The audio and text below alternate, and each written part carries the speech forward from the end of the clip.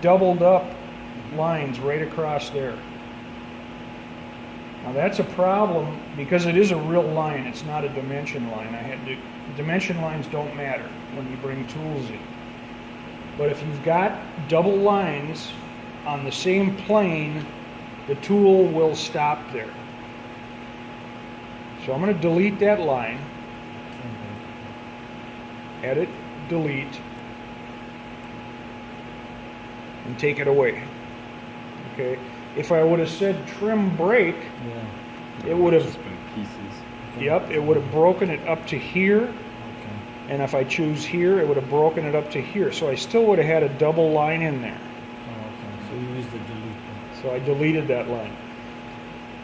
Now the last thing, when I have a drawing that's completed like this, the last thing I want to do, I would print it out. So I get a printout just like you see here.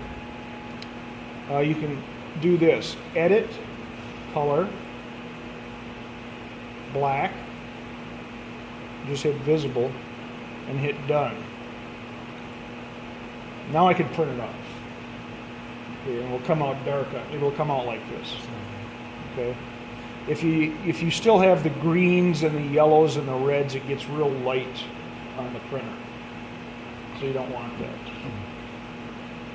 I'm going to go ahead and edit, delete. Once I get it printed out, I'm going to get rid of all my dimensions because they're just in the way. Okay. Now I'll do this: edit, color, and choose my white again. Hit visible, and it should all come on like that, and then hit done. So I'm back to where I left off. Okay, now that I've got my drawing, what I do, and this is one of the things I suggest you guys do when you're making drawings, is go edit, delete, and go around every element and click it once. If it doesn't go away, that means you've got doubled up lines there, because you can always go up to undelete last, and it'll put it back. Delete that one, undelete last, and go all the way around and do everything. If it doesn't undelete that, you have a double or three lines. Then you have double lines. And you keep just doing that till And you the keep, line disappears. Yep, you keep clicking it until it disappears, and then undelete last. Once that's done, I'm good to go now. So now I'm looking at, what did we use for a tool here? It's 1020 steel. Doesn't say the tool, does it? We used a 1/2 inch end mill, I think. So we're going to go ahead and NC. Well, I got to save this first. File, save as, and you can save it whatever you want. What is it called? I'll just put in there Surfcam. I saved one of them, did it? Then it didn't, I don't know. Well, I'll tell you what. You saved one of them? Yeah, but I don't know where it When's your went. birthday? 10/22/16.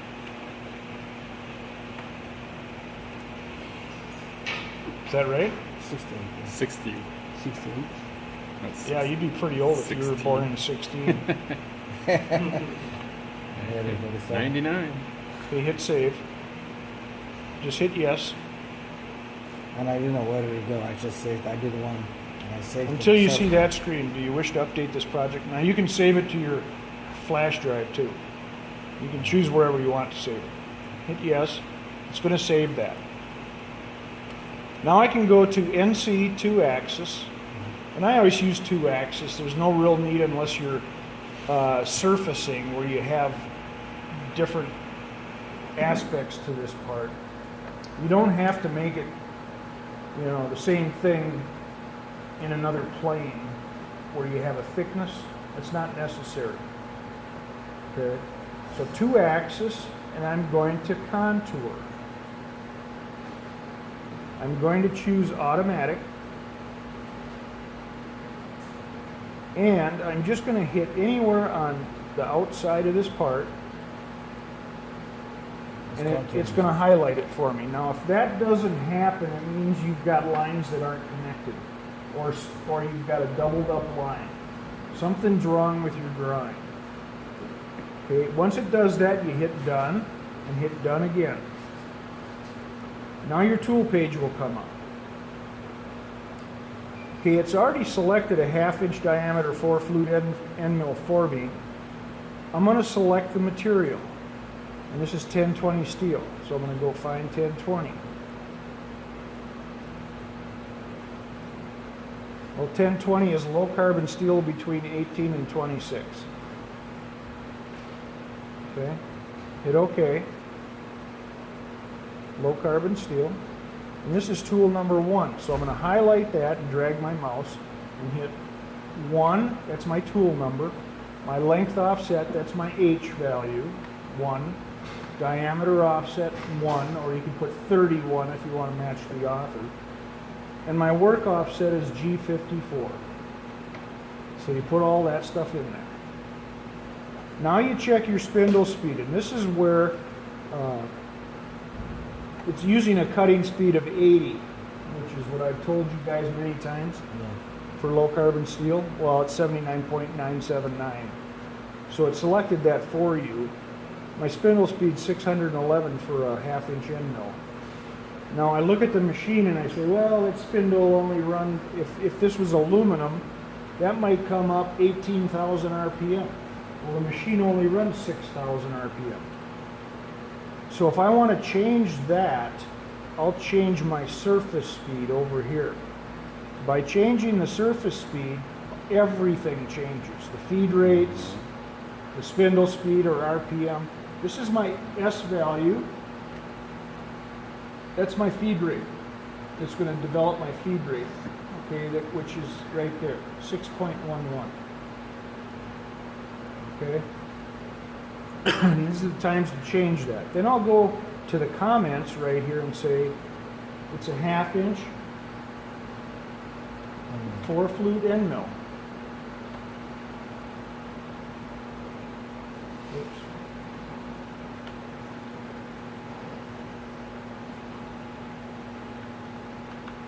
Now if you were using carbide, you put that in there too. Hit OK, and that will come in there. Now I'll go to cut control. I'm going to climb mill. My depth in Z is going to be, how thick is this part? 375. Okay, I'm going to go 400. So I go past the part. So I'll just highlight that and go 0.4. And make sure you don't have double decimal points in there. It's going to take 200, I'll just take 100 at a time. Okay, now this is where you're going to get repetition in Surfcam. I don't want a plunge cut. I don't want the tool just to go straight down. I want a helix into the part. So I'm going to use a helical plunge, which means the cutter goes like this as it's going down. So that, if you don't have a center cutting end mill, that overcomes that. Hit OK. The rest of it you can leave alone. Okay. And now I'll go back. You don't need to mess with material or 2-axis options. I'll go back to tool information and make sure everything's good. And I'll check cut control again, make sure it maintains my 400 depth. And then I'll just hit OK. Now it says, what side do you want to contour? Outside. You can choose inside or outside. So I'm just going to go out here and hit it. And it says 2 center plunges converted to a tangent plunge because it's doing a helix down. Hit OK. And now I have the opportunity to reject that tool path. Well, I don't want to. And accept it. This represents the tool itself. That represents the tool path. Okay. Okay, now if I look at my operations manager, it's got that tool in there. All right. I'm going to close out of that. It's time to do the drilling. So first thing I'm going to do is edit, delete that point.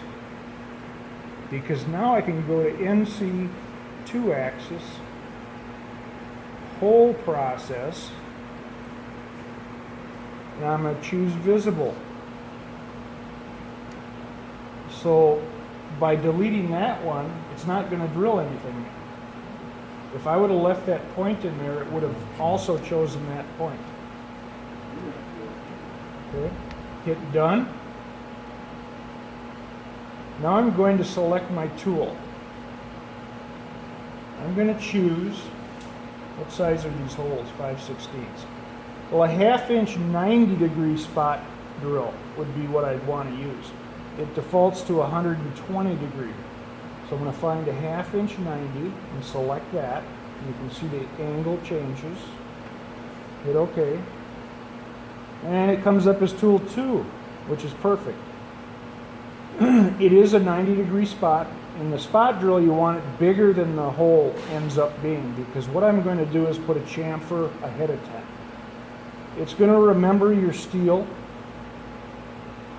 and it's right here because it's 1/2 inch again, the same spindle speed and feet and surface speed.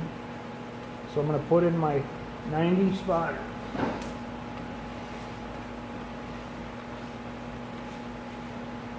Hit OK. Now I'm going to go down to cycle control. Okay, this is where it allows you to choose your G98 or G99. And that's right here. Rapid plane or plunge clearance. Plunge clearance is the 100,000ths above the part. Nothing's in the way. The rapid plane would be the 1 inch above. Your initial rapid. Okay, so I'm going to choose plunge clearance. Nothing's in the way. It is a spot drill cycle, so it's going to put a G81 in there. You've got an option to do all of those. Peck drill, chip break, tapping, all the other ones, but it is a spot drill cycle. Okay. Now my diameter, 375, notice this. That's half of that. Remember how I told you with a 90-degree spotter, your depth is half of what the diameter you want? Well, that's a default. But these holes end up 5/16 tapped. So 5/16 is 312 and a half, so I'm going to go maybe 340.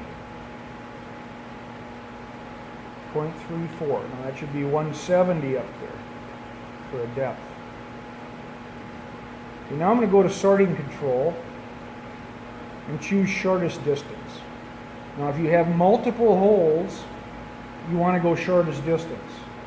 This orthogonal and manual sorting, stay away from those. It can go from here to here to here to here. It goes all over the place. So just shortest distance. Those are the coordinates of the holes. Okay? Cycle control, double check everything. Tool information, double check. Hit OK. Accept. And you can see what it's doing. Those two spots. Now I have to drill it for a tap. NC 2-axis. And it's still a hole process. I'm going to hit visible again. And hit done. Now I'm going to select my tool, and this time I want to drill. So you've got all these tools up here. A drill. That's weird. It came out of included angle 49. Oh, somebody's got a custom drill in here. Okay, for the drill, it's a 257 or an F drill. So I'm going to go down and find that.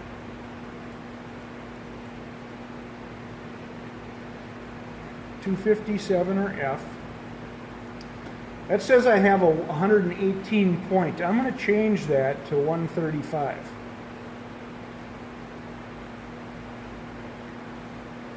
And hit OK. And in a second I'll tell you why. Okay. So now it's telling me I have a custom drill there because I changed the tip angle. The material remains the same, and this is tool 3. So I'm going to highlight that, put 3, tab 3, length offset, G54, it's the same. Down here, I look at my spindle speed, that's good. And I can just type in an F drill. Hit OK. Cycle control. Again, I'll choose plunge clearance. That's the 100,000ths. Now if I choose drill cycle, that comes up automatically for a drill. That's a G81. But I want a PEC cycle. And this other PEC, the chip brake PEC cycle, right there, that's where it never comes out of the hole. That's a G73. I want it to come out of the hole and get some coolant in there, okay? So PEC cycle. Now depth to tip. I want to go depth to shoulder. The difference between tip is the point of the drill, or the shoulder, which is the full diameter. I want it to go full diameter. Now the part is 375 thick, so I'm going to go 0.375. Now you see this depth over here? Because I put the tip angle in there, it figures out how much deeper it's got to go to add that tip in there, to get it to go up to the shoulder or full diameter. It's automatically filled in for you. And then I'm going to extend that depth another 50 thousandths. Remember we did that?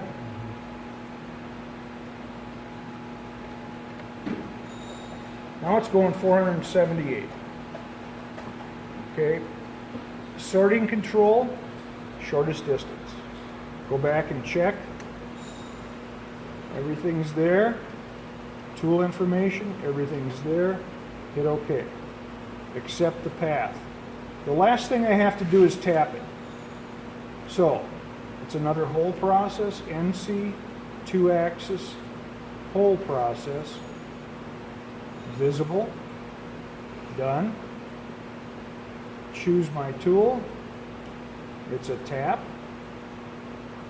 Okay, now the taps I use, the included angle is probably about, it's not 180, but I would say it's about 170. So basically what that would be is a bottoming tap. Okay.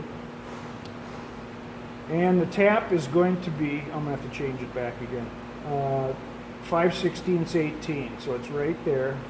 Oh, it kept my 170.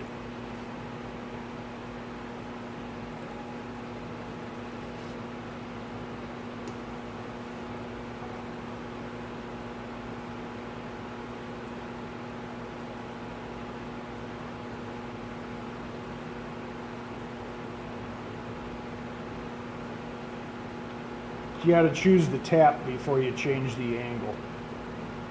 Okay, and then hit OK.